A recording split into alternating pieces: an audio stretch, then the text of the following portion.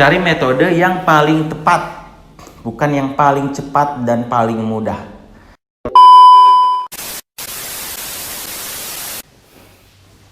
Assalamualaikum warahmatullahi wabarakatuh. Kembali lagi bersama saya di channel Skripsi Bisa. Bagi teman-teman yang belum subscribe channel ini, silahkan di subscribe terlebih dahulu agar teman-teman bisa mendapatkan video-video terupdate dari channel ini yang akan bermanfaat sekali bagi teman-teman semua. Di video kali ini saya akan berbagi dengan teman-teman semua, khususnya bagi mahasiswa ya, yang mungkin sekarang sudah memasuki semester akhir 5 atau 7 biasanya. Saya akan berbagi mengenai sistematika penulisan di proposal penelitian kalian. Jadi apa aja sih yang ada di proposal penelitian itu gitu ya. Nah biasanya ini harus dibuat ya proposal ini oleh mahasiswa sebelum nanti melakukan penelitian.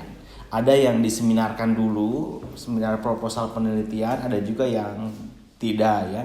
Tapi rata-rata diseminarkan, rata-rata tiap kampus. Rencana penelitian mahasiswa, ya namanya juga proposal. Jadi di dalam proposal itu semacam pengajuan penelitian kita. Dari mulai kenapa kita meneliti ini sampai metodenya apa, sampai mungkin instrumennya apa. Nah, namanya juga proposal penelitian ya. Jadi di sana memuat itu semua di proposal itu ya. Dan ada juga yang mengatakan bahwa proposal ini sebagai panduan kita untuk meneliti. Ya jelas ya. Kita melakukan penelitian di lapangan itu harus sesuai dengan apa yang kita tuliskan di proposal, entah itu dari metode ya, tekniknya. Nah, ini bisa dikatakan proposal sebagai panduan kita untuk melakukan penelitian didasarkan. Maka dari itu memang harus dibuat dengan baik ya di proposal ini. Tidak asal membuat proposal penelitian. Nah biasanya di proposal penelitian itu terdiri dari 3 bab ya. Bab pendahuluan, bab kajian pustaka ya atau tinjauan pustaka, lalu metodologi penelitian atau metode penelitian. Nah, ada juga yang 4 bab. Kalau 4 bab biasanya strukturnya seperti ini. Ada pendahuluan, ada tinjauan pustaka atau kerangka teoritis. Lalu ada kerangka berpikir di bab 3, yang bab 4-nya itu metode penelitian. Nah, itu kalau misalnya proposal penelitiannya 4 bab. Nah, tapi rata-rata setiap kampus biasanya 3 ya. Kebanyakan 3, saya temui kebanyakan 3 bab. Dari bab 1 pendahuluan sampai metode penelitian ya, termasuk di kampus saya pun proposal penelitian hanya dari bab 1 sampai bab 3 ya. Nah itu kita bahas satu-satu ya, dari mulai bab 1 itu ada apa aja. Nah di bab 1 itu pendahuluan, tentu kita akan mencantumkan hal apa yang melatar belakangi penelitian kalian. Jadi ada pendahuluan, bab pendahuluan itu ada latar belakang penelitian, latar belakang masalah, sehingga kita melakukan penelitian itu ada di latar belakang. Kemudian ada rumusan masalah, ya latar belakang, rumusan masalah, kemudian masuk ke tujuan penelitian, terus manfaat penelitian, dan sistematika penulisan. Nah itu ada di bab 1 biasanya ya. Mungkin istilahnya ada yang beda-beda juga ya di setiap kampus ya.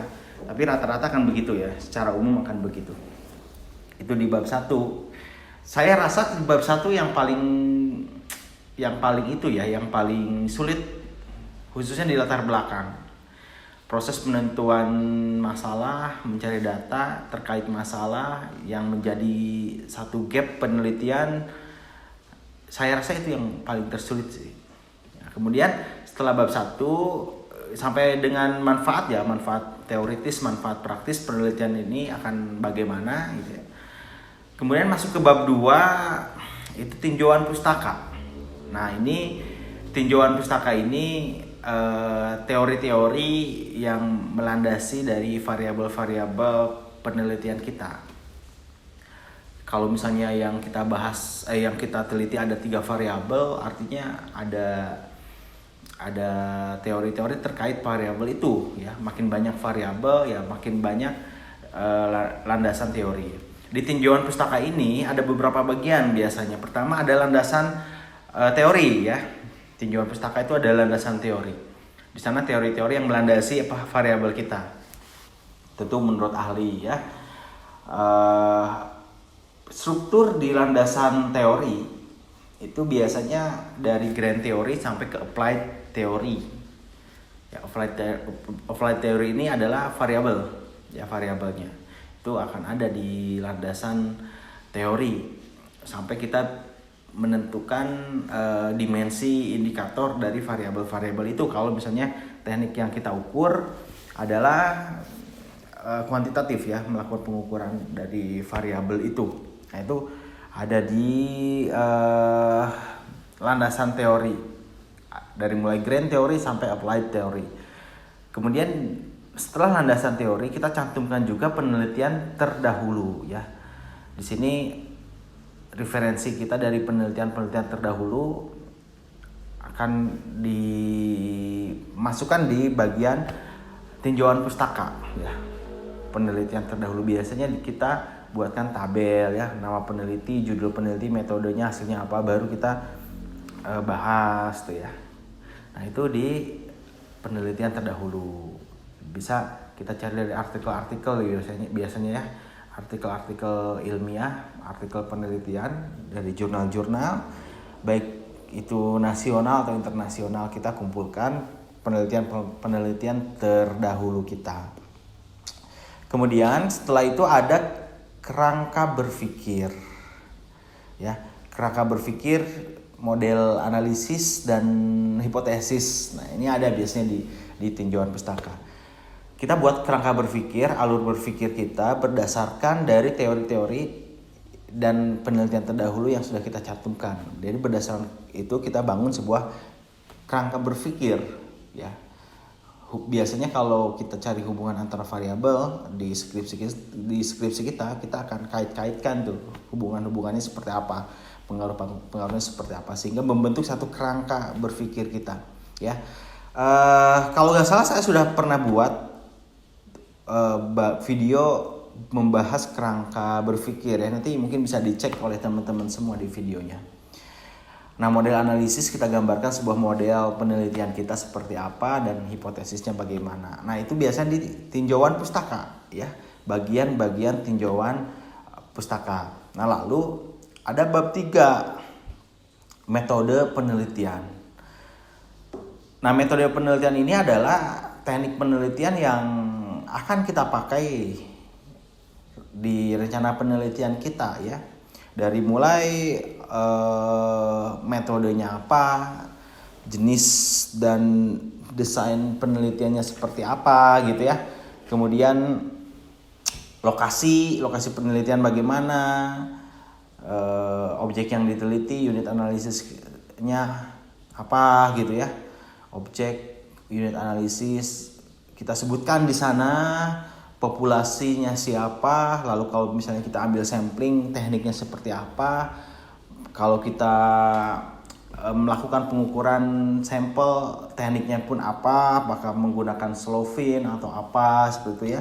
Yaitu ada di metode penelitian, teknik pengumpulan datanya bagaimana, jenis data yang kita gunakan apa. Nah ini ada di bagian metode penelitian ini. Kemudian uji hipotesisnya seperti apa. Ada juga operasionalisasi variabel ya. Operasionalisasi variabel kita ini seperti apa, ya rancangan hipotesis gitu ya, itu ada di bab itu tuh, bab metode penelitian ya. Jadi ini harus tepat ya dengan permasalahan yang ada, rumusan masalah. Tentu metode penelitian ini harus metode yang tepat, bukan metode yang termudah loh ya, atau terumit. Tapi kalau misalnya kasus kita mencari pengaruh, metode yang tepat apa? Jenis datanya misalnya cross section, pengumpulan data pakai kuesioner misalnya, metodenya apa? Nah ini ya yang penting tepat. Nah, ini biasanya dikonsultasikan saja dengan pembimbing kalian, metodenya yang tepat apa, yang paling tepat apa. Ya, ini penyakit juga nih, mahasiswa suka yang paling mudah apa ya metodenya. Terus ya itulah, jadi terkesan tidak objektif kalau seperti itu. Karena memang penelitiannya harus objektif, maka cari metode yang paling tepat. Nah itu aja sih. Termasuk di latar belakang juga tuh ya, hati-hati dalam proses penentuan masalah, jangan sampai terkesan subjektif, harus objektif karena sifat dari penelitiannya adalah objektif. Saya rasa itu aja ya teman-teman semua mengenai sistematika. Secara umum memang begitu yang saya jelaskan, ada 3 bagian di proposal penelitian. Formatnya ya masing-masing kampus beda biasanya. Untuk detail pembahasan dari bab 1, latar belakang, saya rasa saya sudah pernah buatkan videonya, bisa dicek oleh teman-teman semua. Itu aja teman-teman semua, mudah-mudahan video kali ini bermanfaat. Terima kasih. Assalamualaikum warahmatullahi wabarakatuh.